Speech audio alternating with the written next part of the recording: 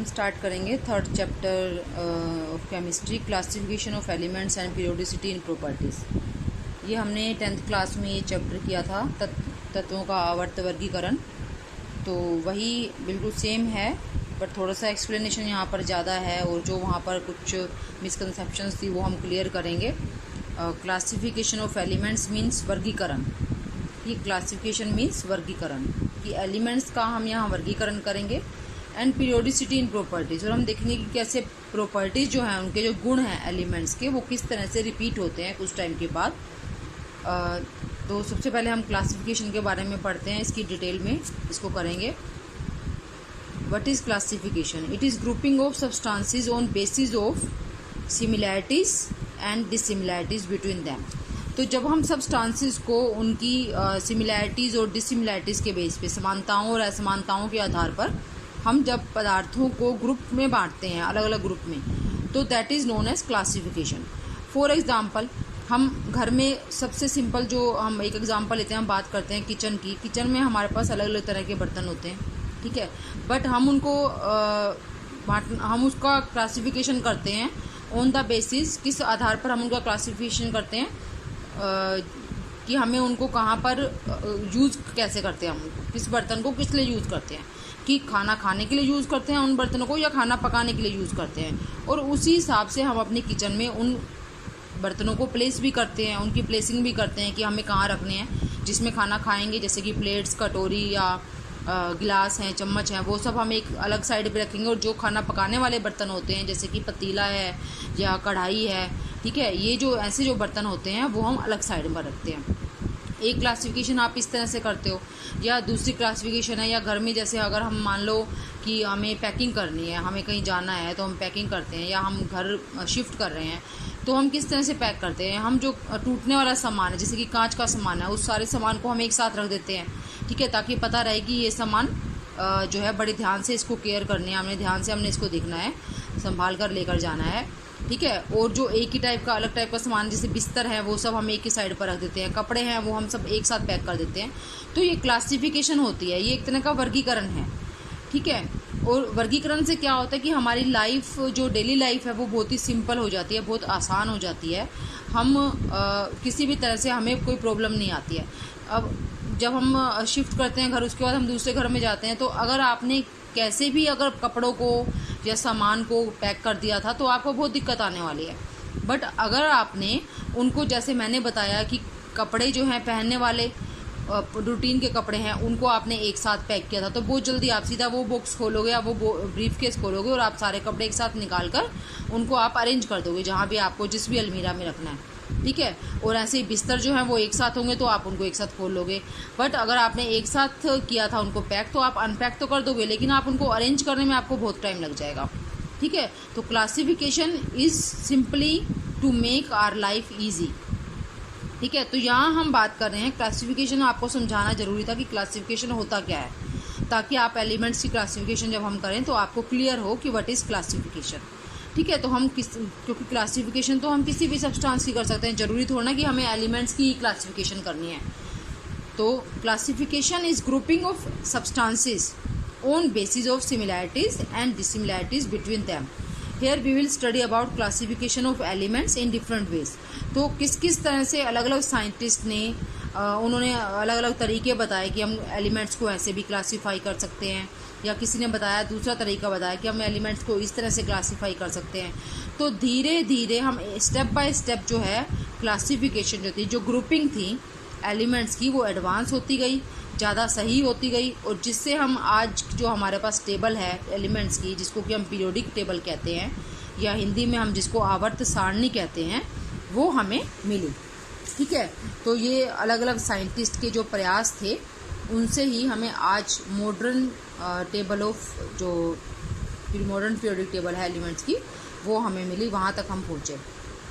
तो पहले हम ज़रूरत ये है समझने की कि क्लासिफिकेशन की आवश्यकता क्या है, why classification is needed, what is need of classification. तो सब स्टार्टिंग में क्या था कि एलिमेंट्स के बारे में जब लोगों को पता नहीं था, तो फिर एलिमेंट्स की डिस्कवरी हुई, खोज हुई, फिर एक एक करके धीरे धीरे ज़्यादा एलिमेंट्स की डिस्कवरी होती गई, 10 एलिमेंट्स, फिर 15 एलिमेंट्स, फिर 18 एलिमेंट्स, तो एलिमेंट्स बढ़ते चले गए।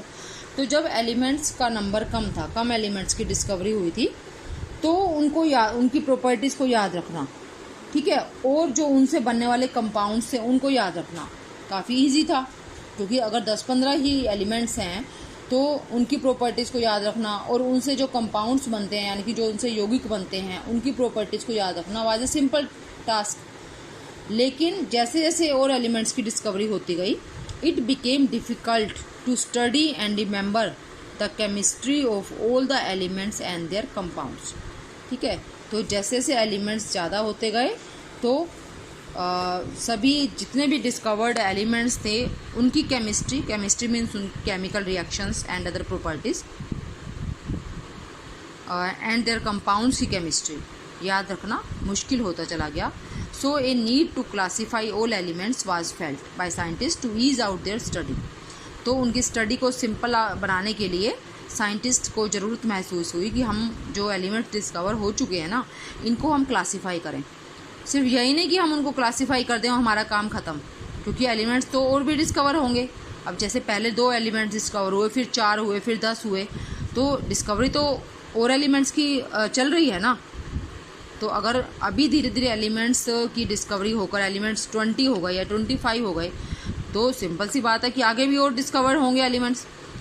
तो क्लासिफिकेशन ऐसी होनी चाहिए कि जिसमें सिर्फ जो एलिमेंट्स उस टाइम पर हमें नोन हैं, हमें ज्ञात हैं, सिर्फ वही एलिमेंट्स ही हम उनको क्लासिफाई ना करें, बल्कि जो आगे जो एलिमेंट्स आएंगे वो भी उसी में ही फिट हो जाए आसानी से, ठीक है। जब वो डिस्कवर होंगे तो वो भी उस टेबल में फिट हो जाए आसानी से। इस तरह से हमें उसको क्लासिफाई करना है एलिमेंट्स को। तो अब जो आधार था क्लासिफिकेशन का, वो मैंने आपको स्टार्टिंग में ही बता दी कि हम किस आधार पर वर्गीकृत करते हैं एलिमेंट्स को या किसी भी पदार्थ को, on the basis of their similarities and dissimilarities. उनकी समानताएं और असमानताओं के आधार पर हम उनको क्लासिफाई करते हैं, ठीक है। सो हम क्योंकि एलिमेंट्स की बात कर रहे हैं, so the basis of classification of elements is their similarities and dissimilarities. उनकी समानताएं उनके बीच में और उनके बीच में असमानताएं। अगर जो समान है एलिमेंट्स, जिनकी प्रॉपर्टीज़ एक जैसी होंगी, सिमिलर होंगी, उनको हम एक ग्रुप में रख देंगे, और जिनकी प्रॉपर्टीज़ अलग होंगी उनसे, उनको हम दूसरे अलग ग्रुप में डालेंगे। उनको उस ग्रुप में डालेंगे जिसमें कि ऐसे एलिमेंट्स हैं जिनकी प्रॉपर्टीज़ उन दूसरे वाले एलिमेंट से मिलती हों, ठीक है। तो इस तरह से हम ग्रुपिंग करते हैं, क्लासिफिकेशन करते हैं एलिमेंट्स की समानता और असमानता को देखकर। इसके बाद हम देखते हैं कि जो क्लासिफिकेशन, जो पीरियोडिक क्लासिफिकेशन थी, आवर्त सारणी बनाने का सिलसिला शुरू कैसे हुआ। How the classification of elements started. Many scientist work for it and most important of them, जो जिनका काम ज़्यादा इम्पोर्टेंट था, मतलब जिससे आगे वर्गीकरण करने में एलिमेंट्स को आसानी हुई, फ़ायदा मिला, कि हमें कुछ हिंट मिला कि कैसे एलिमेंट्स को वर्गीकृत करना चाहिए, उनको हम यहाँ पर पढ़ेंगे, उनके बारे में स्टडी करेंगे। तो सबसे पहला था डोबेराइनर ट्रायड, ठीक है। 10th में भी आपने ये चैप्टर में पढ़ा था, डोबेराइनर के त्रिक।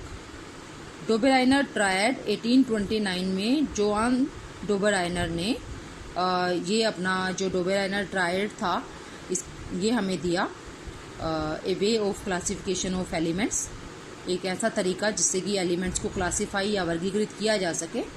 डोबेराइनर ने 1829 में ये हमें दिया। तो उन्होंने क्या किया, Dobereiner made several groups of 3 elements.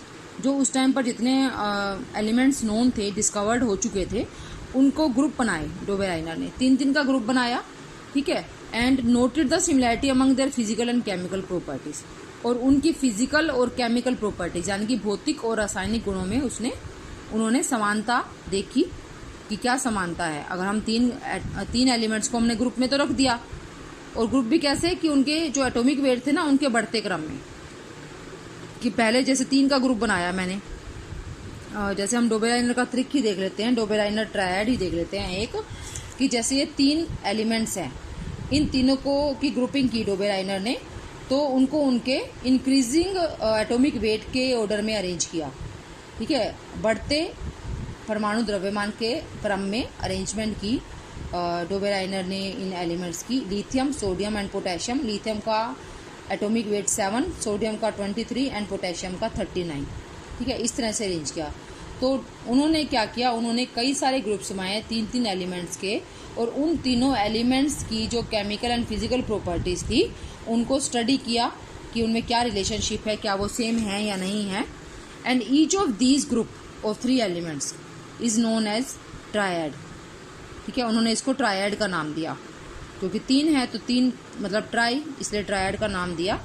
In each case, her triad में क्या था, डोबेराइनर को क्या मिला, हर ट्रायड में उन्होंने क्या नोटिस किया, he found that middle element of each group had an atomic weight approximately average of atomic weight of other 2 elements. ठीक है, हर केस में, हर ट्रायड में डोबेराइनर ने ये देखा कि जो मिडल एलिमेंट है हर ग्रुप का, उसका एटॉमिक वेट बाकी 2 एलिमेंट्स के एटॉमिक वेट की एवरेज है, उनके माध्य के या औसत के बराबर है। उन्होंने देखा कि जैसे ये तीनों मैंने यहाँ पर लिखे कि जो मिडल एलिमेंट था ना, जैसे सोडियम, मिडल एलिमेंट का जो एटॉमिक वेट है that is approximately equal to, same भी हो सकता है बिल्कुल, या लगभग इन दोनों के बाकी जो 2 एलिमेंट्स हैं उनके एटॉमिक वेट के मीन यानी कि औसत के बराबर है। तो यहाँ हमने देखा कि ये तो एग्जैक्टली सेम है। इन दोनों के एटॉमिक वेट का, जब हमने लिथियम और पोटेशियम के एटॉमिक वेट का हमने मीन फाइंड किया तो that was 23 and it is exactly equal to atomic weight of middle element of this triad. ठीक है, तो इसी के बेस पर डोबेराइनर ने अपना लॉ दिया, डोबेराइनर ट्रायड का जो हम उनका लॉ है, लॉ ऑफ ट्रायड्स बोलते हैं जिसको। ठीक है, on this basis Dobereiner give his law of triad, जिसको कि हम लॉ ऑफ ट्रायड कहते हैं, वो उन्होंने बताया कि वो क्या है, वो आपको डेफिनेशन है इसमें याद करनी है। When elements are arranged in group of 3, when elements are arranged in group of 3 in increasing order of their atomic weight, the weight of central element is approximately equal to average of atomic weights of other 2 elements। ठीक है, जब हमने elements को 3-3 के group में arrange किया in increasing order of their atomic weight, उनके परमाणु द्रव्यमान के बढ़ते क्रम में, then the weight of central element, तो सेंट्रल एलिमेंट का जो एटॉमिक वेट था that was approximately equal to average of atomic weight of other 2 elements. ठीक है, तो ये एग्जाम्पल, एक एग्जाम्पल मैंने आपको ये बताया लिथियम, सोडियम और पोटेशियम का जो ट्रायड है। हम एक और एग्जाम्पल ले लेते हैं यहाँ पर, calcium, strontium and barium. Atomic weight of calcium is 40, that of strontium is 88 and atomic weight of barium is 137। यहाँ पर हमने इन तीनों को पहले से ही increasing order of atomic weight में अरेंज किया हुआ है, बढ़ते क्रम में इनके परमाणु द्रव्यमान के बढ़ते क्रम में लिखा हुआ है। सबसे कम है 40 कैल्शियम का और सबसे ज़्यादा है 137 बेरियम का। तो यहाँ मिडल एलिमेंट है स्ट्रोंशियम।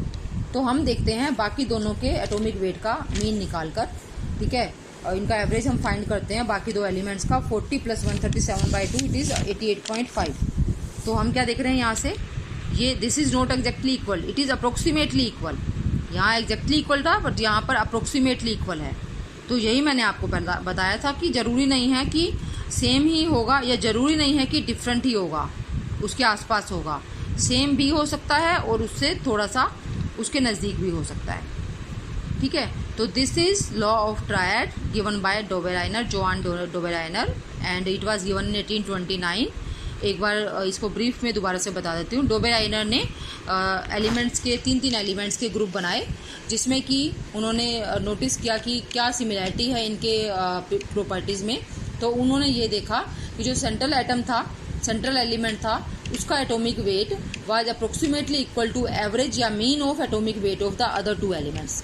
ठीक है, बट अब ये उन्होंने कर तो दिया, लेकिन जैसे से उस टाइम पर जितने भी एलिमेंट्स की डिस्कवरी हुई थी ना, अगर उन सबको ट्रायड में अरेंज कर दिया गया, 3-3 के ग्रुप बना दिए गए, तो सभी ट्रायड में ऐसा नहीं था कि मिडल एलिमेंट जो है उसका मास, एटॉमिक वेट बाकी 2 एलिमेंट्स के एटॉमिक वेट की एवरेज के बराबर था। सभी में ऐसा पाया नहीं गया।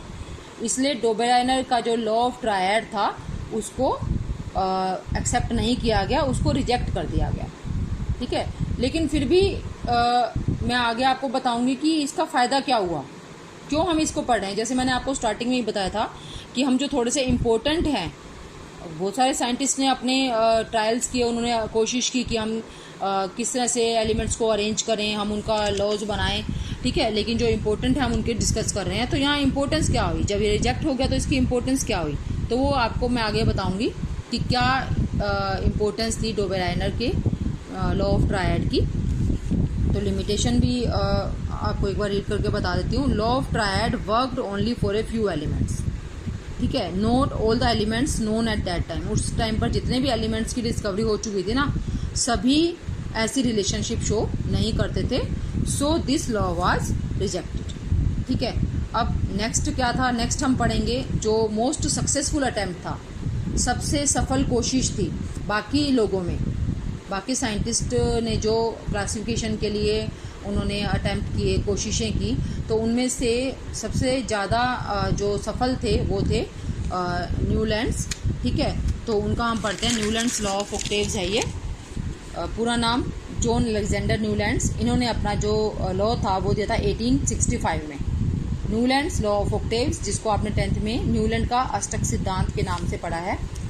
Newland arrange the elements discovered till that time. उस टाइम तक जितने एलिमेंट्स की डिस्कवरी हुई थी ना, न्यूलैंड्स ने उन एलिमेंट्स को increasing order of their atomic weight में अरेंज कर दिया, जैसे डोबेराइनर ने किया था। उन्होंने 3-3 के ग्रुप बनाए थे, लेकिन इन्होंने सभी को ही इस तरह से अरेंज किया। पहले तो उनको सभी एलिमेंट्स लिए, ठीक है, देखा उनके लिखे कि कितना कितना उनका एटॉमिक वेट है, फिर उनको बढ़ते क्रम में अरेंज कर दिया। इस तरह से उनके एलिमेंट्स लिख दिए बढ़ते क्रम में एटॉमिक वेट के। देन ही नोटेड दैट, उन्होंने क्या नोट किया ऐसा करने पर, कि every 8th element had properties similar to first element. हर 8वें एलिमेंट की प्रॉपर्टीज फर्स्ट एलिमेंट से, उसका जो फर्स्ट एलिमेंट था उससे मिलती थी, ठीक है। अब ये कैसा है, पहले मैं इसको एग्जांपल से बताती हूँ आपको। जैसे ये मैंने जो न्यूलैंड के ऑक्टेव थे वो लिखे हैं। तो एलिमेंट है यहाँ पर lithium, beryllium, boron, carbon. Atomic number, atomic weight देखो आप, इंक्रीजिंग ऑर्डर है इसका एटॉमिक वेट का, ठीक है। तो यहाँ पर अगर हम फर्स्ट एलिमेंट लिथियम को लेते हैं तो देखो 8th एलिमेंट कौन सा है, 1 2 3 4 5 6 7 8। तो जो सोडियम है ये लिथियम का 8th एलिमेंट है, तो इसकी प्रॉपर्टीज अपने फर्स्ट एलिमेंट से रिजेंबल करती हैं, मिलती हैं। इन दोनों की प्रॉपर्टीज काफ़ी मिलती हैं। अगर मैं फर्स्ट यहाँ से स्टार्ट करती हूँ बेरिलियम से, 1 2 3 4 5 6 7 8, तो 8th एलिमेंट कौन सा है बेरिलियम का, मैग्नीशियम। तो इसका 8th, अगर ये फर्स्ट एलिमेंट है तो 8th element is magnesium, and in दोनों की प्रॉपर्टीज आपस में रिजेंबल करती हैं। बिल्कुल इसी तरह से हम सभी को देख सकते हैं, बेरिलियम का 8th एलिमेंट एल्यूमिनियम, और इन दोनों की प्रॉपर्टीज रिजेंबल करती हैं। कार्बन का सिलिकॉन, इन दोनों की करती हैं, इस तरह से, ठीक है। अब ये किससे रिजेंबल कर रहा है, ये जो न्यूलैंड का लॉ ऑफ ऑक्टेव है, ये किससे मिल रहा है, किससे मिलता जुलता है, ये मिलता है जो म्यूजिक के सुर होते हैं, ठीक है, संगीत के सुर, नोट्स ऑफ म्यूजिक, ठीक है, उनसे रिजेंबल करता है। सा रे गा मा पा धा नी सा, फिर जो 8वां जो नोट आती है वो फर्स्ट वाले से रिजेंबल करती है।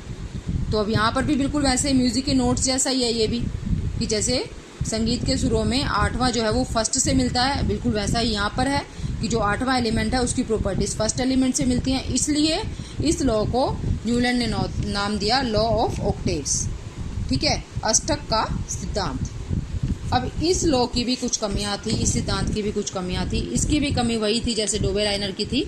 डोबेराइनर का भी सिद्धांत सभी एलिमेंट्स पर काम नहीं कर पाया, बिल्कुल ऐसे ही न्यूलैंड्स का सिद्धांत भी सभी एलिमेंट्स पर काम नहीं कर पाया। सिर्फ कैल्शियम तक के जो एलिमेंट्स थे ना, वहाँ तक ही हम, जैसे मैंने क्लोरीन तक लिखा है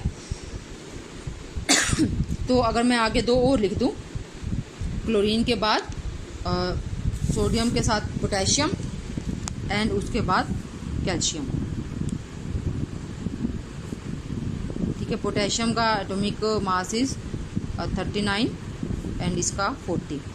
तो 40 तक ही हम इनको अरेंज, ये जो न्यूलैंड्स लॉ ऑफ ऑक्टेव था ना वो यहीं तक कैल्शियम तक ही फॉलो कर रहे थे सभी एलिमेंट्स।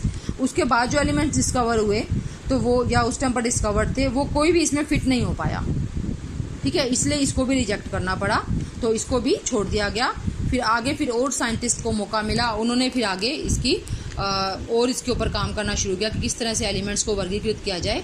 अब फ़ायदा क्या हुआ इन दोनों का, इन दोनों का फ़ायदा ये हुआ कि साइंटिस्ट को ये पता चल गया कि एटॉमिक वेट एलिमेंट्स के एटॉमिक वेट और उनकी प्रॉपर्टीज़, उनके गुणों में कुछ ना कुछ रिलेशनशिप जरूर है, कोई ना कोई संबंध है। क्योंकि डोबेराइनर ने भी एलिमेंट्स को, जब 3 का ग्रुप बनाया तो एलिमेंट्स को उनके एटॉमिक वेट के बढ़ते क्रम में रखा, और न्यूलैंड ने भी एलिमेंट्स को उनके एटॉमिक वेट के बढ़ते क्रम में रखा। तो और सिमिलैरिटीज़ उनको दिखाई दी कि जब उनको उनके एटॉमिक वेट के बढ़ते क्रम में रखते हैं तो उनकी प्रॉपर्टीज़ में काफ़ी सिमिलैरिटीज़ हैं। तो इसीलिए बाकी साइंटिस्ट ने भी इसी का यूज़ किया, जो इन्होंने एक तरह से हिंट दिया, इसका उन्होंने यूज़ किया कि हाँ, जो एलिमेंट्स हैं उनके परमाणु द्रव्यमान और उनकी प्रॉपर्टीज़ में कुछ ना कुछ संबंध जरूर है। तो इसी पर ही उन्होंने आगे काम करना शुरू किया। ठीक है, तो जो